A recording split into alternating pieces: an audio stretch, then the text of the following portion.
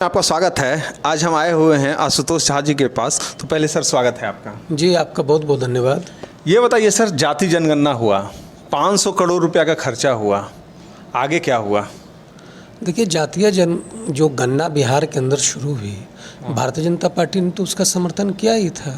लेकिन ये तो सरकार और नीतीश कुमार अपना ध्यान लोगों का भटकाने के लिए, विकास से भटकाने के लिए इस प्रकार का काम उन्होंने किया है कि जातीय जनगणना पर उन्होंने ठीक तरीके से विषय नहीं रख सका। और आप इस बात को भी समझिए कि जातीय गणना की बात जो बिहार के अंदर शुरू हुई, तो उसका तात्पर्य क्या था, उसका अर्थ क्या था? उसका अर्थ यही था कि जो बिहार के एक एक व्यक्ति का विकास करना है। और भारत की जो सरकार, नरेंद्र मोदी की सरकार है, भारत सरकार अपनी योजनाओं के माध्यम से बिहार के करोड़ों लोगों के जीवन स्तर को ऊपर कर चुकी है। किसी भी सरकार का प्रथम दृष्टया यही दायित्व बनता है, हम उस राज्य में हैं तो राज्य का दायित्व बनता है कि एक एक व्यक्ति के जीवन के स्तर को ऊपर करना।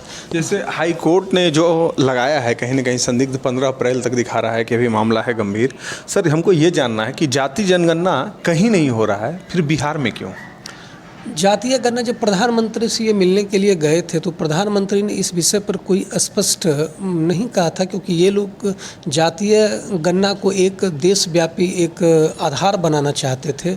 और ये क्यों बनाना चाहते थे, ये लोगों को पता है कि जातीय गणना का आधार ये क्यों बनाना चाहते थे। तो जाति जनगणना में इसलिए करवाना चाहते हैं कि मेरा जात का इतना रहेगा तो इतना वोट आएगा, ये भी तो है।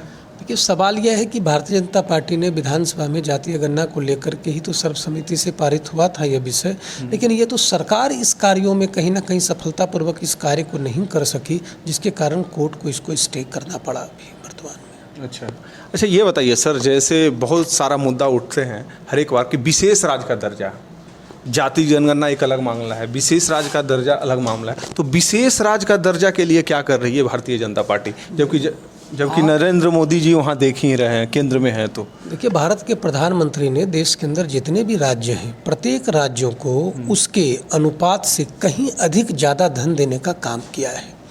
और बिहार की जो योजनाएं चल रही है, बिहार का जो 70% धन है, बिहार का 76% धन, माफ कीजिए 76% जो धन है वो केंद्र से आता है। 76% धन के माध्यम से बिहार की योजनाएं चलती है, बिहार के विकास योजनाएं चलती है। नीतीश कुमार को इस बात को समझना चाहिए कि बिहार के अंदर जो संसाधन है उसको अधिक से अधिक हम विकसित करें, लेकिन संसाधन विकसित करने का सरकार के पास कोई प्लानिंग नहीं है, कोई ध्यान नहीं है। निश्चित तौर पर आप इस बात को समझिए कि आज भारत की सरकार ही बिहार की सरकार को चला रही है।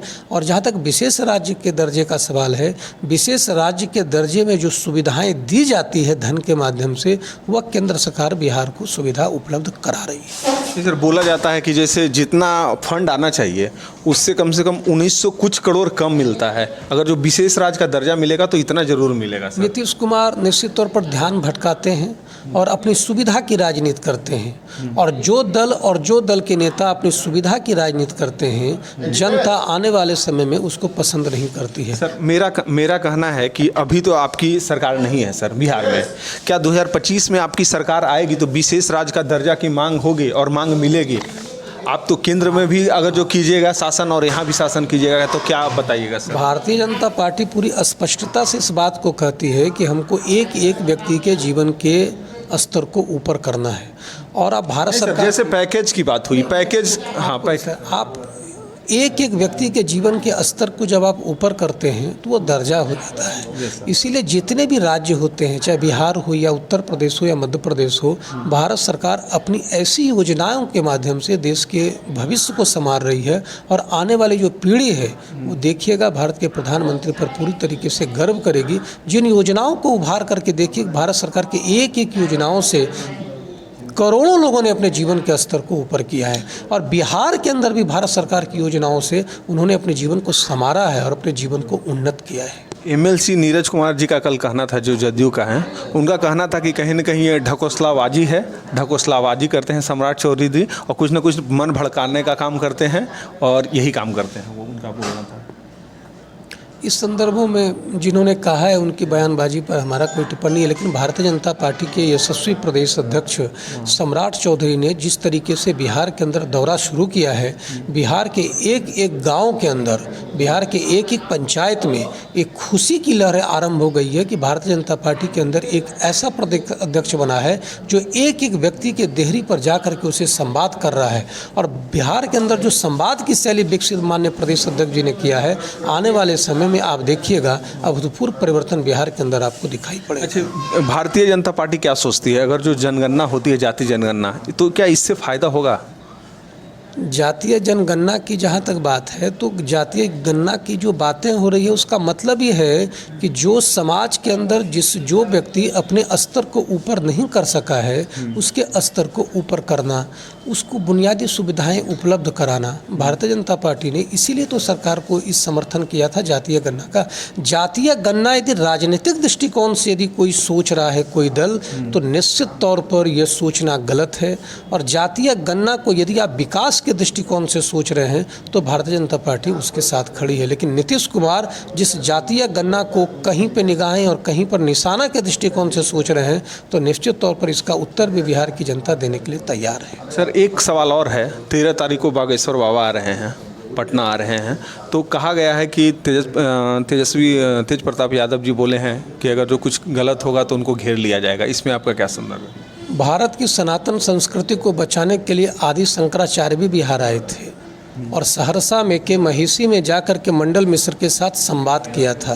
बागेश्वर धाम बाबा जो बिहार के अंदर आ रहे हैं, वो सनातन संस्कृति के वाहक हैं। निश्चित तौर पर वो एक संवाद करने के लिए आ रहे हैं और बिहार के अंदर जब वो आ रहे हैं तो बिहार की एक एक जनता को स्वागत करना चाहिए। और आप देखिए, जब से उनके आने की सूचना बिहार के लोगों को मिली है, लोगों के अंदर खुशी की लहर दौड़ गई है और गांव-गांव से लोग अभी से ही तैयारी कर रहे हैं कि बागेश्वर धाम बाबा का आशीर्वाद लेना है और वहां चलना है जहां उनका कार्यक्रम आयोजित है।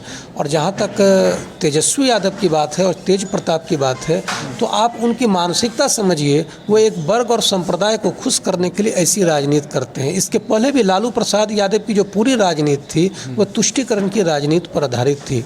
अब पूरे भारतवर्ष के अंदर तुष्टीकरण की राजनीति धीरे धीरे समाप्त हो रही है। सबका साथ सबका विकास की राजनीति इस देश के अंदर आरंभ हुई है। इसीलिए इनके दिल का जो धड़कन है वह धड़कता जा रहा है कि तुष्टीकरण समाप्त हो जाएगा तो उनकी राजनीति समाप्त हो जाएगी। कहीं ये तो नहीं कि 20% को खुश करने के चक्कर में ये बात बोला गया है? पूरी तरीके से यही तो बात है। तुष्टीकरण की राजनीति करने वाले ये दल हैं और क्या। पीएफआई के खिलाफ ये आज तक कोई बयानबाजी नहीं दिया।